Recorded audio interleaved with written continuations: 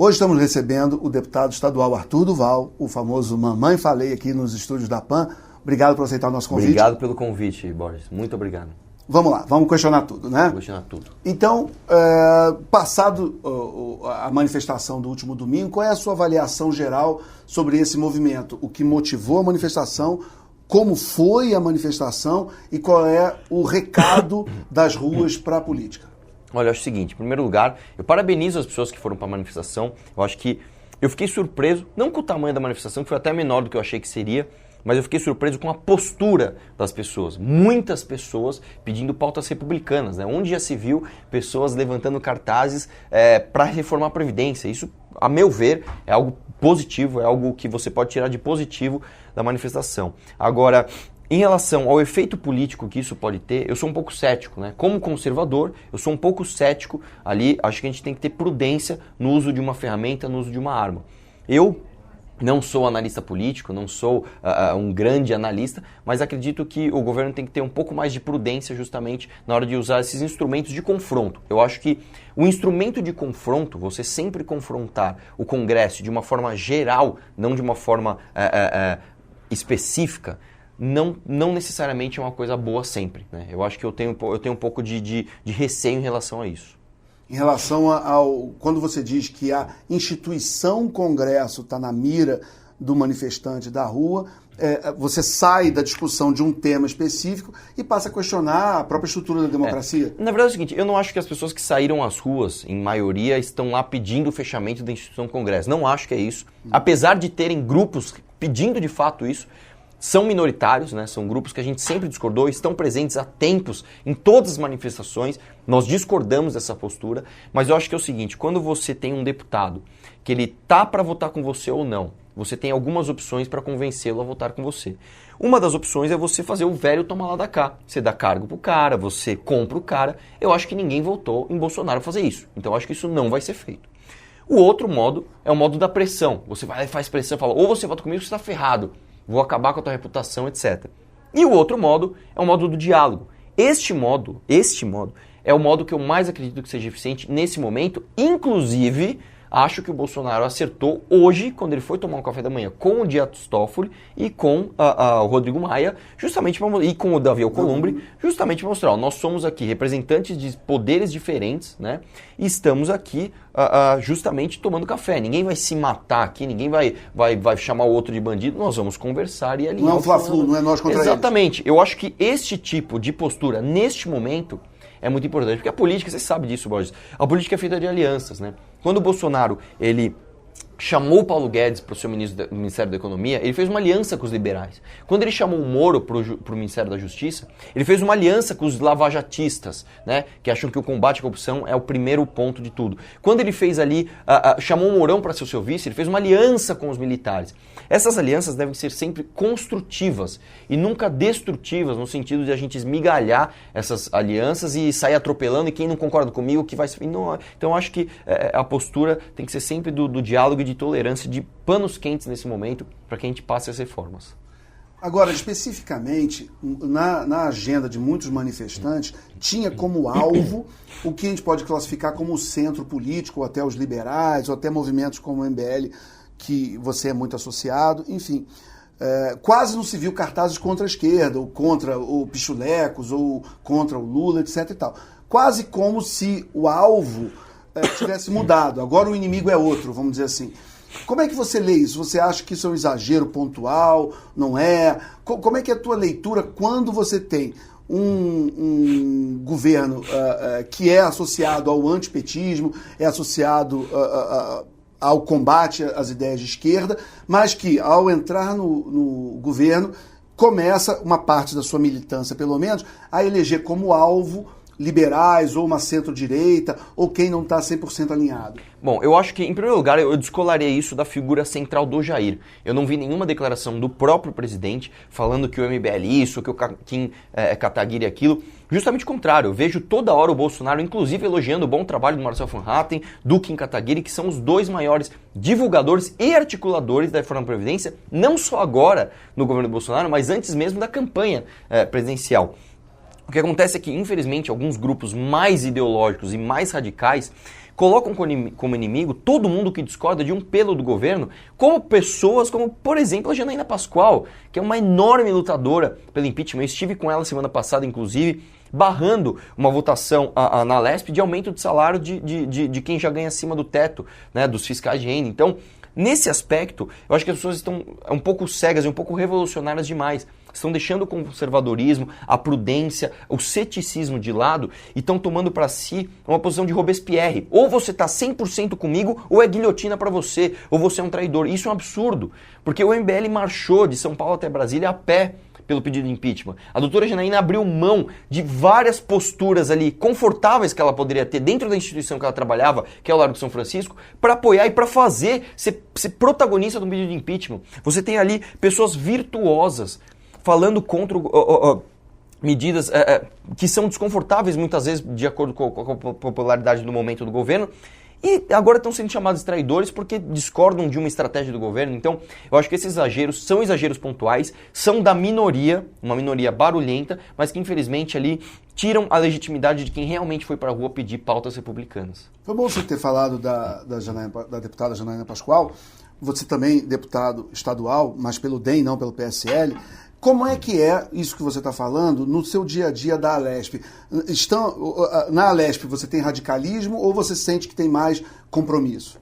Cara, na Alesp, assim como na Câmara Federal e assim como na Câmara Municipal, que o Holliday faz parte, nós temos o famoso Centrão. Existe o Centrão, que a meu ver, pode muita gente discordar, eu acho que o Centrão é o câncer do Brasil, né? Uma das piores coisas que o Brasil tem é esse famoso Centrão, que existe em todos os âmbitos legislativos. Na Assembleia não é diferente. O que a gente tem lá é o seguinte: eu sou do DEM, não estou de acordo com as diretrizes do meu partido, né? Sou um cara assim, sou um ponto fora da curva. O pessoal até fala, você é do DEM, mas o DEM não é seu. Porque realmente eu não voto de acordo com as diretrizes do partido. Temos o PSL, que também tem posturas divergentes em alguns projetos. Temos o pessoal do Novo, que está muito alinhado comigo, que são 4 deputados do Novo. E temos a Janaína Pascoal, que é um expoente único ali, né? Ela diverge, muitas vezes, da própria bancada do PSL. Então, eu diria que ali, de quem está ideologicamente ligado, nós temos as bancadas da esquerda, temos as bancadas mais à direita, que eu diria que são a parte do PSL, o Partido Novo, eu e a Janaína, e temos um centrão que, por incrível que pareça, poucos, tá? Mas alguns deputados até do PSL fazem parte, minoritariamente. Mas a maior parte da Assembleia é desse centrão. Então o nosso dia a dia é muito menos de combate ideológico e muito mais de combate a velhas práticas políticas disso, do governo vir mandar e a Assembleia ser um puxadinho do Palácio do Planalto justamente porque a gente, do Palácio do Governo, justamente porque a gente, o dedo do governo vem muito pesado, né? E aí todo o centrão vota de acordo com o governo. Então é muito menos ideológico, muito mais novas versus velhas práticas. E como é que se combate as velhas práticas? Por exemplo, na sua experiência aí na Lesp. Olha, eu acho que em primeiro lugar a gente tem sempre que tentar o diálogo. Então, em primeiro lugar, você tem que sentar, conversar, tentar conversar e a gente tem que partir para porrada às vezes, não tem jeito. Como eu falei, esse projeto aí de aumento de salário dos fiscais, que alguns já ganham até acima do teto, só conseguiu ser brecado quando eu subi lá e expus doações desses fiscais para alguns deputados da casa, gerando um desconforto geral ali, né, dos deputados da Lesp. Inclusive eu sou muito odiado por muitos deputados ali, e a partir dali você tem um travamento na votação. Não só isso, a própria Janaína Pascoal conseguiu acabar com uma manobra regimental ali para que se passasse esse projeto meio que na surdina. Foi por causa dela que hoje o projeto não foi aprovado. Então é esse tipo de luta que a gente tenta fazer todo dia, que é propositiva, que vai melhorar o país. Mas existe também, eu tenho visto muita análise que fala que nós temos, fala-se muito do Congresso Nacional, mas a gente pode também levar para as assembleias estaduais ou até câmaras municipais essa história do deputado youtuber, do deputado que vem da rede social, que está mais preocupado em fazer live e selfie e lacrar imitado que propriamente participar do dia a dia legislativo. Você tem uma visão sobre se ter tanta gente que vem das redes sociais e, de certa forma, a sua própria eleição tem muito de rede social, você tem uma visão crítica ou não em relação a esse fenômeno que é os deputados youtubers e essa coisa de o pau quebrando na Câmara e o pessoal fazendo live? Sim. Como é que é? Cara, inclusive isso gera tanta resistência, né, que já tem um projeto na Assembleia de São Paulo, encabeçado inclusive pelo Campos Machado, que é acho que o deputado que mais tem mandatos lá, para se proibir lives, né, dentro da casa, que para mim é um absurdo completo, mas eu vejo isso, por incrível que pareça, apesar dos exageros que sempre vão haver em qualquer âmbito do que você vai trabalhar, eu vejo muito mais de uma forma positiva, porque muito menor do que o nosso papel legislativo, que é ir lá fazer um voto, muito maior, aliás, do que isso, muito maior do que o nosso papel de militante, que é fazer manifestação, encher o saco dos outros, existe o papel da comunicação. E esse, para mim, é o papel mais importante de um militante. Muito mais do que eu ser um voto entre 94, muito mais do que eu ser um manifestante na rua, eu sou um agente comunicador. E isso, para mim, muda muito mais o país. Quando a gente faz uma entrevista e mostra para as pessoas o que a gente acredita, você transforma muito mais o país do que efetivamente só no voto lá de deputado. Então, é o que eu costumo até dizer. A gente hoje está elegendo um grande vilão do Brasil, que é o Rodrigo Maia. Hoje o Rodrigo Maia ele é o problema de tudo. Se o Rodrigo Maia morresse, o problema solucionaria? Não, porque outros Rodrigos Maias vão continuar aparecendo. Como que você acaba com isso? Com comunicação. Comunicando às pessoas, olha, vai por aqui, eu acredito que aqui é o melhor caminho. Pesquise em quem você vai votar, veja a trajetória política dessa pessoa. Então, eu acho que a comunicação é muito importante. Então, eu não repudio deputados fazendo live, não repudio essa cultura youtuberística de tipo tudo querer colocar no YouTube e fazer live, porque eu acho que isso, ainda que com seus defeitos, seja uma forma verdadeiramente democrática de se comunicar. Eu entendo, mas eu vou puxar um pouquinho dos críticos em relação a isso, e até gente que a gente conhece, como Paulo Eduardo Martins, deputado federal, enfim, outros que já fizeram comentários sobre esse assunto, que dizem que às vezes o dia a dia do legislativo, você tem que negociar, você tem que conversar, cede daqui, dá ali, etc. E que hoje em dia você tem muito esse fantasma de quando você senta para fazer um acordo com alguém, você vai ter um outro fazendo live gritando, olha aí, estão vendendo o país, enfim. E que isso pode, no limite, destruir o dia a dia da atividade legislativa e dos acordos. Você não vê esse risco? Eu não vejo porque é o seguinte, na verdade as pessoas sabem que, na verdade o momento do plenário, existe voto que se vira num plenário, existe. Mas a enorme maioria dos votos não é formado ali, no calor do momento. A maioria dos votos vem ali de demandas da população que são geradas por comunicação e a partir dali você tem um deputado indo no gabinete do outro, ligando para o outro, etc. A articulação política ela não necessariamente é no momento do plenário onde tem deputado fazendo live. Não é isso, né? É óbvio que eu acho que existem muitos exageros, né? Pessoas muito midiáticas. Eu poderia até citar exemplos aqui de pessoas que eu gosto muito. Você pegar, por exemplo, vou citar um nome aqui, você pegar a Joyce Hasselman.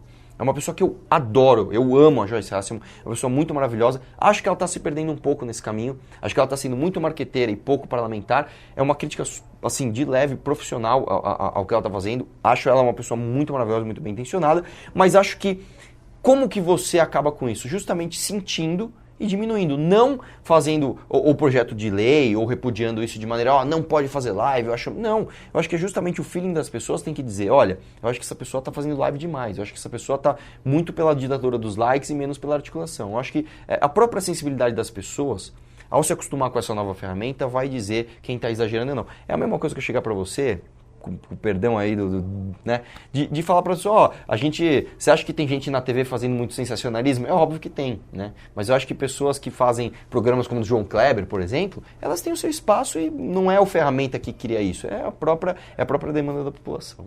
Então, quer dizer, o caminho extremo de proibir live, essas coisas, como você já disse, não é o caso, é o bom senso, é o dia a dia, exatamente. É o próprio deputado, é o próprio parlamentar entender que de repente pode estar exagerando, que está... Eu diria que são as próprias pessoas cobrarem isso dos parlamentares, né? Eu acho que é a própria sensibilidade popular, entender que tem um nicho ali, um nicho aqui, e olha, agora você está meio que passando do ponto, já comunicar, porque aí o cara vai sentir, pô, eu estou realmente, se o meu público está falando isso para mim, é melhor eu me mancar. Então eu diria que é muito mais de uma sensibilidade das pessoas para cobrar dos deputados do que do próprio deputado. Se você vender só de sensibilidade de deputado, você vai ter... Ixi, Maria. Mas uma coisa que eu escuto muito, e eu acho que é interessante ver a tua perspectiva sobre isso, é que muita gente diz assim, mas a rede social não é o mundo real.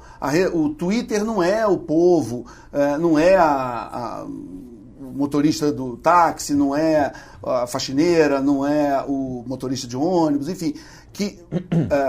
Que às vezes a própria rede social passa uma ideia de um humor da população que às vezes nem é o humor real, às vezes é de uma militância organizada que se engaja muito em rede social, mas que não necessariamente é o espelho da população. Agora que você é um deputado eleito, com mandato, e está trabalhando com a população, e obviamente tem que estar com o dedo no pulso da opinião pública, na tua experiência, a rede social reflete o mundo real, nem tanto? Como é que é? Eu acho que a gente não pode negar que a rede social reflita o mundo real, porque reflete sim, mas não é um termômetro perfeito. Eu posso dar um exemplo aqui. Se você pegar, por exemplo, os petistas, vamos pegar o PT especificamente, o partido do PT.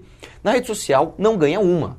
O PT não existe um vídeo, debate que você põe com o PT que tenha mais like pro PT ou comentários mais positivos. Não tem, né? O PT perde tudo. E é a segunda maior bancada na LESP. Acho que é a segunda maior na Câmara Federal também. Então você vai falar, pô, não reflete a vida real? É a primeira? É maior que o PSL. Então, não reflete a vida real? 56 a 52, se não me engano. Exatamente. Eu acho que reflete sim, mas uma parcela, né? Ainda hoje, rede social ainda é algo de bolha. Ainda é algo de bolha. Existem muitas pessoas que não é que não têm acesso, não são ativas na rede social e são pessoas que são pessoas que vão reproduzir uma informação, são pessoas que vão emitir uma opinião, são pessoas que vão efetivamente votar. E serem até influenciadas. Exatamente. E não necessariamente ela está no YouTube, ou no Facebook, ou no Instagram. Agora sim, a gente não pode negar isso. Eu, por exemplo, sou um cara que estou sempre na rede social, vim da rede social, mas não uso isso como termômetro absoluto. Posso dar exemplo do que está acontecendo agora. Essas polêmicas que houve agora da manifestação de domingo, se eu me guiasse só por rede social, eu mudaria minha opinião e iria conforme a maré da rede social. Não faço isso. Não me guio somente por isso. Me guio em primeiro lugar pelos meus princípios, pelas minhas crenças e depois disso a gente tenta passar isso pela rede social para as pessoas reais. Agora sim, existe, lógico, uma reverberação onde você tem uma margem de erro, mas acho que a rede social reflete sim os anseios da população, mas não como um termômetro perfeito. Como você mesmo disse, você vem de rede social, o Mamãe Falei é um sucesso absoluto e Obrigado. Muito bacana, e, enfim, todo mundo eu acho que é fã, enfim. E tinha muito essa coisa de ir numa manifestação de esquerda e cobrar o militante, se ele entendia de FGTS, se ele entendia o que ele estava ali protestando ou não. A pergunta é, se o Mamãe Falei fosse na manifestação de domingo e questionasse os manifestantes da maneira como ele questionava os da esquerda, eles saberiam bem o que é a reforma da Previdência ou não? Eles saberiam bem o que é o lava-toga, o que é o COAF com o Moro? Ou você também acha que tem um pouquinho de repetição de slogan ou não? Ou tem um conhecimento profundo desses temas? Bom, excelente pergunta. Eu tenho certeza absoluta que se eu fizesse o que eu faço em manifestações de esquerda, em manifestações de direita, eu também conseguiria extrair os mesmos vídeos numa quantidade menor. Eu acho que a maioria das pessoas que vão numa manifestação de direita normalmente sabem mais sobre as pautas do que aqueles que vão numa manifestação de esquerda, e não é preconceito ideológico. Eu acho que é porque a esquerda, infelizmente, ainda detém monopólio de sindicatos, por meio de financiamento, inclusive estatal, organizações que se dizem representantes de estudantes, etc. E essa galera vai muito mais pelo estímulo que teve do coleguinha falar para ele do que efetivamente um pai de família que pesquisou e fala, não, eu acho que a gente tem que reformar a Previdência. Agora sim, eu tenho lado. Eu não sou isentão, eu não sou um cara imparcial. Eu não sou imparcial. Eu tenho lado, eu sou tendencioso em tudo que eu faço, de propósito. Eu sou um cara que eu quero usar aquilo para mostrar a minha visão de mundo. E no mais, cara, eu acho que o meu principal objetivo é que as pessoas questionem justamente aquilo que elas defendem com tanta paixão, independente de ser de direita ou de esquerda, mas justamente entender que eu não vou bater no peito e estender uma bandeira sem saber, muitas vezes, o outro lado, sem ouvir o outro lado. Isso serve para todo mundo, né? Isso serve para todo mundo. Agora sim, se você me falar, poxa, então por que no final das contas você só faz vídeo de esquerda? Justamente porque eu tenho lado e porque eu quero mostrar para as pessoas de esquerda que o meu lado, o lado liberal, o lado de enxugamento da máquina pública é uma visão melhor de mundo. Então eu tenho essa tendência, tenho lado e faço isso propositalmente. Porque você entende que muitos esquerdistas vivem numa bolha e você quer dar uma furadinha na bolha e conversar com ele e expor. Não, eu não diria só os esquerdistas, mas eu diria que hoje, infelizmente, nós vivemos num país estruturalmente de esquerda, porque nós temos muito planejamento central, nós temos muita agência reguladora, nós temos muitas regras trabalhistas, nós temos muita coisa que vem da esquerda, nossa própria Constituição de 88, que a gente deve justamente falar para as pessoas, questionem tudo. E quando a gente faz isso, e eu vejo o efeito prático dos meus vídeos, muita pessoa me encontra no e fala, pô, cara, eu era um cara que pensava de um jeito, vi teu vídeo, num primeiro momento fiquei com raiva de você, não gostei, depois eu fui dormir, fiquei pensando naquilo, acabei acordando, vendo o vídeo de novo, vendo outro e acabei mudando a minha opinião, acabei indo pesquisar e mudando a minha opinião. Então, esse tipo de coisa eu acho que é positivo, né? Por mais que as pessoas às vezes até sintam raiva do que eu faço, eu acho que você expor ao ridículo, ou tirar sarro, ou fazer esse tipo de questionamento mais provocativo, faz parte de um amadurecimento, de uma ideia que você tem e às vezes está no caminho errado. As manifestações de domingo, elas foram, de certa forma, uma resposta às manifestações do dia 15 da esquerda e do pessoal de educação, enfim, que já marcaram outra, né? Uma próxima manifestação. Você acha que isso vai continuar? Um marca, o outro marca? Você acha que agora, pelo menos nos próximos semanas ou meses, o povo vai ficar sempre sendo chamado para ir às ruas? Ou acha que isso tende a arrefecer? Como é que é a tua visão daqui para frente? Cara, eu acho que, por eu achar que isso tende a arrefecer, eu acho que as pessoas não devem entrar nisso. O Brasil não deve ser plebiscitário do ponto de vista que a minha manifestação é melhor que a sua, a minha manifestação é maior ou é mais bonita. Eu acho que a gente não pode ficar numa guerra de manifestação, porque isso, como eu falei, isso tende a arrefecer e mais. Se o governo entrar nessa, o governo vai perder. Porque manifestações propositivas são mais difíceis de conseguir e manifestações contra o governo são sempre mais fáceis de conseguir. Não importa o governo, não importa que governo que esteja lá. Manifestação contra alguma coisa é sempre mais fácil de você conseguir. Então, eu acho que o governo, justamente essa diferença de estratégia que eu tenho, eu não acho que a gente deve entrar numa competição de manifestações. Eu acho que a gente deve justamente arrefecer, pôr panos quentes nas brigas, deixar a poeira baixar e por meio do diálogo propositivo, que foi o que o Bolsonaro fez hoje, inclusive, com o presidente de outras casas, de outros poderes, a gente passar para frente o que é verdadeiramente bom para o Brasil, o que é verdadeiramente propositivo. Essa cultura da manifestação de rua, que começa, eu acho que tem um ponto, pelo menos historicamente, na história recente, lá em 2013, que era uma coisa ali meio difusa, meio sem pauta, pessoal de preto, aquela coisa que termina em black bloc, mas quando vem 2015 e 2016, e muito pela participação efetiva do MBL, vem para as ruas, desses movimentos, ganha uma pauta mais específica, ganha esse caráter do verde e amarelo, da defesa do Brasil, da ordem, de manifestante fazendo selfie com policial, que era uma novidade, né? De certa forma, a polícia não vista como um contraponto, mas como um parceiro da manifestação, que foi uma novidade interessante, e acabou levando ao impeachment da Dilma Rousseff e mudando mesmo a política brasileira. Como é que você vê hoje nas consequências dessas manifestações em relação direta à política? Você vê que esse jogo de esquerda fez uma manifestação, vai fazer de novo, os apoiadores do Bolsonaro fazem a manifestação deles. Aonde você vê isso hoje, lá em Brasília, mudando as pautas? As ruas estão conseguindo impor algum tipo de pauta ou não? Aí que tá. Eu tenho uma visão sobre isso e muitas pessoas discordam disso. Eu acho o seguinte, imagina que você é um deputado do Centrão, que é a maior... Vamos lá, o Congresso é dividido entre esquerda ideológica, direita ideológica, oposição ao governo, situação ao governo, e a maior parte das pessoas está no meio. Dentro deste meio, nós temos o Centrão. Nem todo mundo que está no meio é Centrão, mas nós temos o Centrão, que é a maior parte do Congresso. Se você é um deputado do Centrão, que não tem voto ideológico, o cara que votou em você não votou por ideologia, votou por votar. Você vem dessas brigas, essas polêmicas, você enquanto um deputado do Centrão não ideológico, você tende a fugir das polêmicas. Você tende a voltar para suas bases e votar de acordo com as suas bases. Se a sua base não tem ideologia, se a sua base é fisiológica, você fica ainda mais fisiológico. É isso que eu estou tentando comunicar para as pessoas, que é a minha visão pessimista disso que está acontecendo. Eu acho, sinceramente, que se você ficar... O que não quer dizer, só para deixar claro para as pessoas, porque eu acho que é importante, que às vezes sai um trecho de um vídeo, sai uma frase, quer dizer, você não é contra as manifestações, você Imagina, não é contra ao contrário. as pessoas se manifestarem. Não, eu acho importante só deixar bem marcado. Ao contrário, é o que eu estou falando. Eu acho que, cara, tem pessoas da minha família que foram na Paulista levantar a bandeira, quero o pacote do Moro anticrime, eu não aguento mais sair na rua e ficar com medo, brother. Então, eu acho que essas pessoas são virtuosas, eu dou meus parabéns para elas. O que a gente está fazendo aqui é uma análise do efeito político que isso pode ter. E eu acho que talvez exista uma possibilidade desse efeito político não ser bom. Por isso que eu tenho medo. Ah, você está com medo do Rodrigo Maia. Não, eu não estou com medo do Rodrigo Maia. Quem tem que ter medo não é o povo do político, é o político que tem que ter medo do povo. O que eu estou com medo é do efeito que isso pode causar, enquanto justamente isso narrativas políticas dentro do Congresso. Eu tenho um pouco de receio do que isso pode causar. Quem sou eu para falar? Ninguém. Por isso que eu estou numa posição humilde, de falar, vamos ver o que vai acontecer. Mas eu, por ser cético, não me sinto confortável em vestir uma bandeira e falar, é isso aí, vamos com toda certeza, porque eu não tenho toda certeza. Eu não tenho toda certeza de que é esse o caminho que a gente deve tomar. Sei para onde eu quero ir. E é para onde todo mundo quer ir. Nós todos queremos... É o que eu estou até falando. Bora, se a gente juntar numa sala, Bolsonaro, Paulo Guedes, Mourão, militares, olavistas, liberais, povo comum que foi pra rua domingo, todo mundo vai concordar com uma coisa.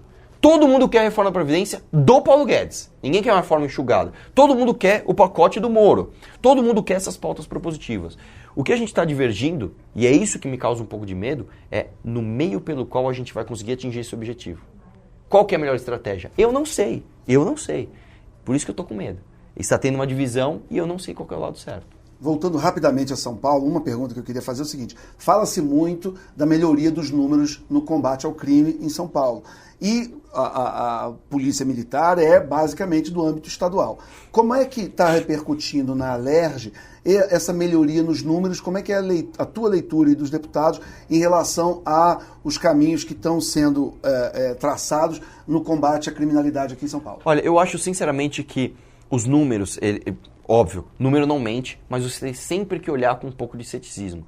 Né? A gente vê no Brasil muitos assassinatos e muita criminalidade que não é computada, mas apesar disso, eu acho que está tendo sim uma melhora efetiva na segurança pública de São Paulo. Se você me perguntar exatamente o motivo, eu não vou saber te dizer. Cada um fala uma coisa.